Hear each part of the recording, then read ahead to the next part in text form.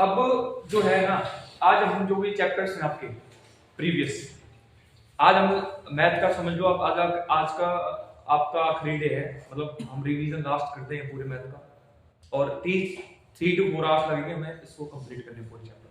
तो अपनी जितनी भी नोटबुक्स हैं, बुक्स हैं, बंद करके चुपचाप बैठो, तसल्ली से लिखना लिखना कुछ भी नहीं है, लिखना घर जाके आप वीडियो से जाके देख के लिख लेना, बस आज समझना है ढंग से, और हम अपने फिर टेस्ट पर फोकस करेंगे सारी चीजें, ये रहेगा हमारा। और हमारे पास अभी पूरा 1 से 1.5 महीना बचा हुआ पूरा पेपरों के लिए, तो आगे लिए तैयार रहो, ठीक है।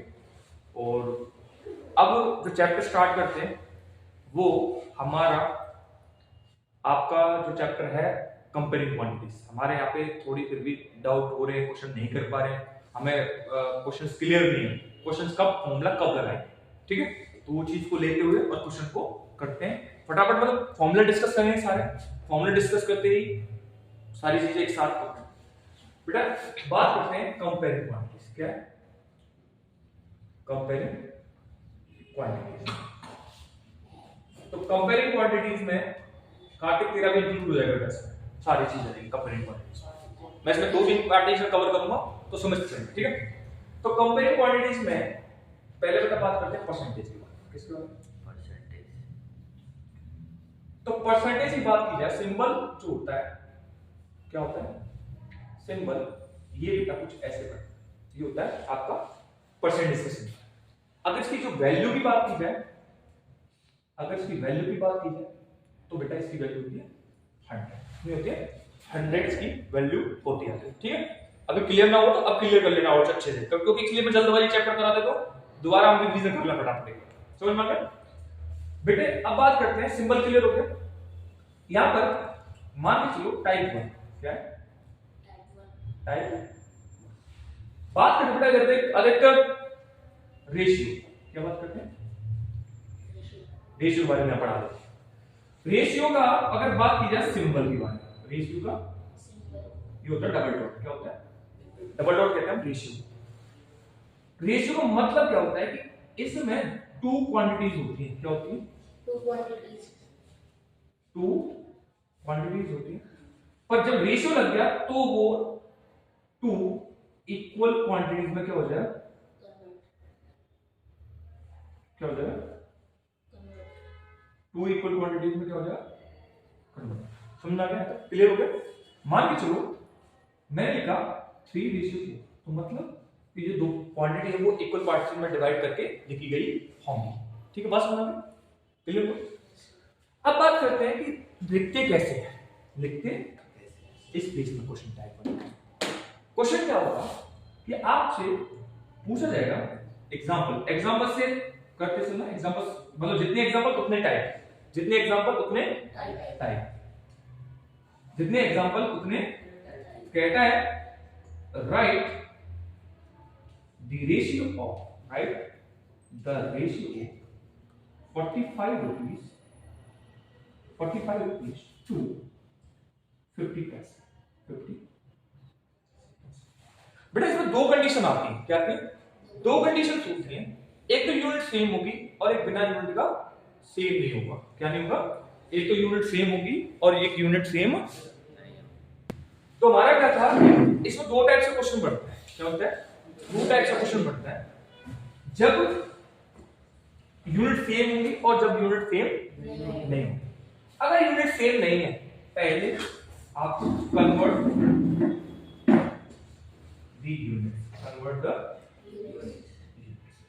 बट याद रखना, कन्वर्ट द यूनिट से करोगे तो आपको बिगर यूनिट को स्मॉलर यूनिट में कन्वर्ट किसमें करना है?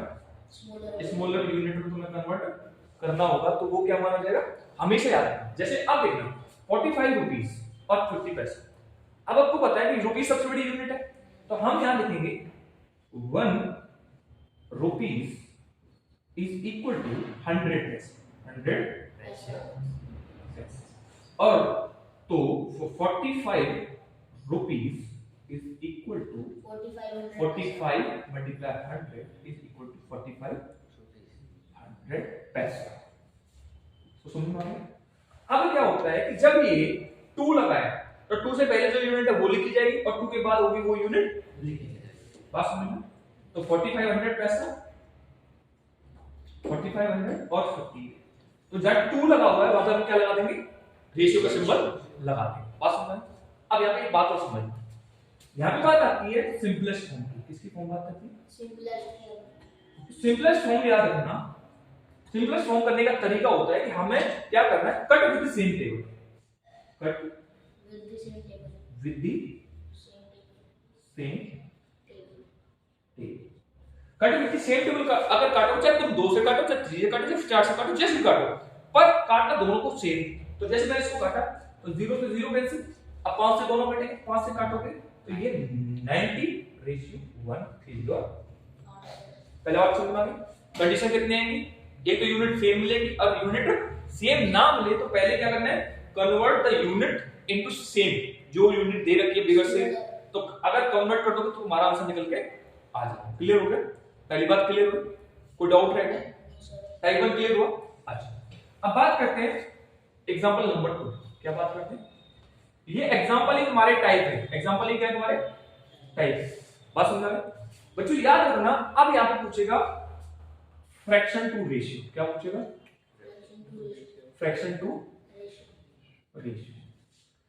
फ्रैक्शन टू रेशियो याद रखना बेटा, अगर फ्रैक्शन की बात की जाए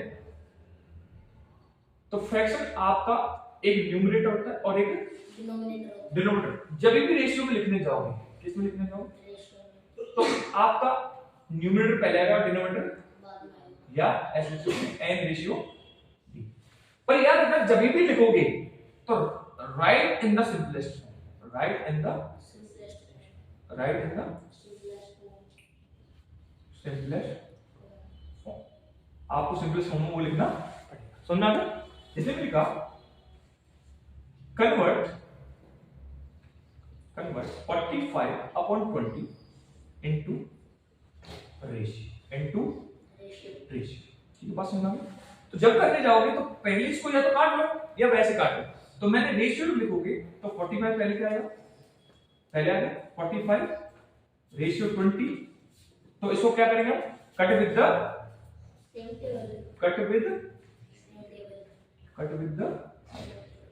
सेम टेबल। बात समझ में? क्लियर हुआ?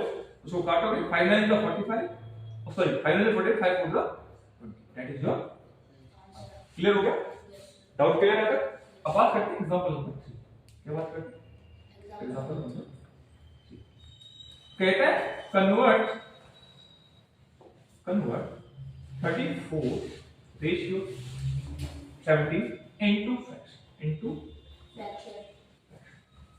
तो बेटा इस केस में याद रखना कि इसमें जो अगर रेशियो है तो रेशियो 34 रेशियो 70, तो ए क्या बन गया 34, बी क्या बन गया 70, और जब फ्रैक्शन लिखने जाओगे तो ऊपर क्या आएगा, तो न्यूमरेटर ए बन गया और डिनोमिनेटर बी।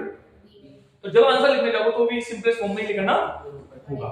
तो इसमें लिखने जाओगे तो 34/70, तो काटोगे तो 2, तो 2/1 या खाली 2, that is your answer. Clear हो गया? कोई डाउट रहेगा? अब बेटा बात करते हैं example number 3, example number 4, example number थोड़ा सा हायर स्टैंडर्ड ले रहा हूं थोड़ा सा। अगर मान के चलो कहता है कन्वर्ट 3 राइट बाय 1/4 5 2/6 एंड 4/8, ऐसा कुछ लिखने का है और कहता है इनटू रेशियो, इनटू मतलब कि जब भी फ्रैक्शन में अगर रेशियो आ जाए, किस में आ जाए, फ्रैक्शन में रेशियो आ जाए, तो आपको क्या कर देना है, इसको क्या करना है, इसका तरीका देखना है। तो पहले इसको कन्वर्ट करो तो 40 या 12 और 1 13/4, 6 5 30 प्लस तो 32/6 और 4/, बेटा इसका क्या करोगे, ये पहले तो find the LCM of the denominators. क्या करना है, find the LCM of the denominators, तो डिनोमिनेटर का लोगे तो इसका क्या आ जाएगा 24 एलसीएम आ गया। क्या आ गया 24 एलसीएम निकालोगे बेटा। तो 24 में क्या करो, जैसे 24 है तो इस 24 का हम यहां पे करते हैं मल्टीप्लाई। क्या करेंगे, एक एक के साथ में मल्टीप्लाई। तो 30/4 मल्टीप्लाई 24, तो इसको 4 इन द 4 6 तो 78 क्या आया, पहला 78। दूसरा अगर करने जाओगे तो 36/6 into 24, 6 में 6 6 4 24, तो 6 4 24 2 4 12, तो 144 कितना है। और तीसरा 4/8 है, 4/8 मल्टीप्लाई 24, 4 इन द 4 3 so 8 3 24 तो 12। तो जब भी जितने भी आंसर आ गए, अब इनको क्या करते हैं ना, रेशियो में ले लेंगे। जो नंबर जहां है, तो पहला नंबर क्या है 78, दूसरा नंबर क्या है 144। अब तुम्हें बताया कि ये सारे नंबर कट सकते हैं दोबारा। क्या कर सकते हैं, दोबारा ये नंबर कट सकते हैं, दोबारा फिर काट देंगे।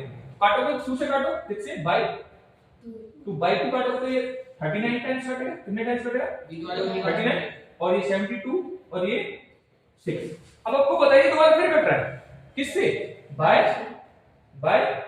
3, तो 39 टाइम्स कटेगा, और ये 3 to 6 24 टाइम्स, और ये तो तुम्हारा आंसर क्या है लास्ट में जाके 30/24/2, ये तुम्हारा हो गया आंसर। क्लियर समझ में आ गया, कोई डाउट रह गया था? हां बेटा 32 आएगा सेकंड में। कहां से 32 है, 36 कहां है 36, सेकंड कहां है सेकंड, जहां पे आपने 22 लिखा है वहां पे सेकंड में आपने 36 ओह लिखा है। यहां मिस्टेक हो गई। चलो यहां से सही कर लेते हैं, मतलब हो गया सेम ही। तो यहां मिस्टेक है तो उसको सही कर लेते हैं, 30 इसको सही कर लेते हैं, इसको सही कर लेते हैं, इसको सही कर लेते हैं, मिस्टेक हो गई तो यहां से सही कर लेते हैं। ठीक है, क्या है यहां पे 32 और 4/8, तो 32 तो 32 ले लेते हैं। तो 32/6 मल्टीप्लाई 24, 6 में 6 6 4 द, तो 4 to the 8 और 4 3 the 12, तो 4/8 मल्टीप्लाई 24, 4 में 4 सॉरी 8 में 8 8 3 the 24, तो ये आंसर आ गया 12 इसका। तो इसको लिखोगे, रेशियो क्या बनेगा 78 रेशियो 120 रेशियो 12। तो इसको काटोगे दोबारा तो 39 64 और तुम्हारा 6, फिर अब नहीं कटेगा किसी टेबल से, अब नहीं कटेगा। तुम्हारा आंसर क्या रहेगा 39/64/6। क्लियर हो गया, कोई डाउट रह गया? बिल्कुल क्लियर हो गया है, मिटा दो यहां तक, क्लियर हो गया। अब बात करते हैं बेटा आगे यहां पर, इसके बाद बारी आती है। अब यहां पे कुछ क्वेश्चन और भी आते हैं, तो उसको देखना। एक क्वेश्चन क्या होता है,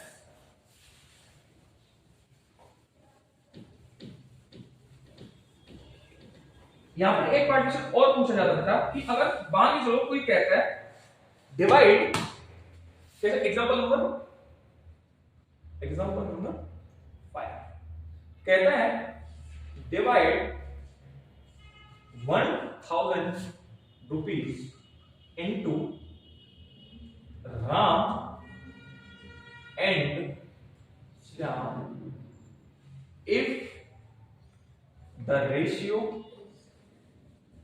of Ram and Shyam is 2:8। तो अगर इसमें चाहे 2 रेशियो या 3 रेशियो या कितने भी रेशियो आ जाए, तो इसको दो तरीके से कर सकते हैं। एक तो x मान के कर सकते हैं, कोई रेशियो में x मान सकते हैं। तेरे क्वेश्चन में आता है उसमें जो एंगल वाला बेस फंस जाएगा। तो ऐसे क्वेश्चन में क्या करेंगे, कहता है फॉर्मूला है इसका ask upon the sum of the ratio into given value. बात समझ आ गई? तो रेशियो, तो आज पहले किसका पूछा, राम का, किसका पूछा है, तो राम की रेशियो कितना है 2, तो ऊपर लिख दिया। इन दोनों का सम कितना हो गया 10, तो 2 + 8 वैल्यू कितनी हो गई 1000 हो गया। तो इसको 2/10 × 1000 इसको काटोगे तो कट गया, 0 0 कैंसिल, तो 200 रुपीस किसके बट में है, ₹200 किसके बट में है क्या रामगढ़ में? अगर बात की जाए श्याम के बारे में, किसके बारे में बात की जाए? श्याम। तो श्याम के हम क्या करेंगे, तो 8/10 into 1000 तो काटोगे तो बेटा ये तो 800 रुपए किसके बट में आ गए? श्याम के बट में तुम्हारे आ गए। रेशो के क्लियर हो गया? रेशो को डाउट रह गया? अगर बात की जाए बेटा आगे, एग्जांपल नंबर 5 क्लियर हो गया। अब यहाँ पे बात करते हैं थोड़ा सा प्रोपोर्शन लेवल की।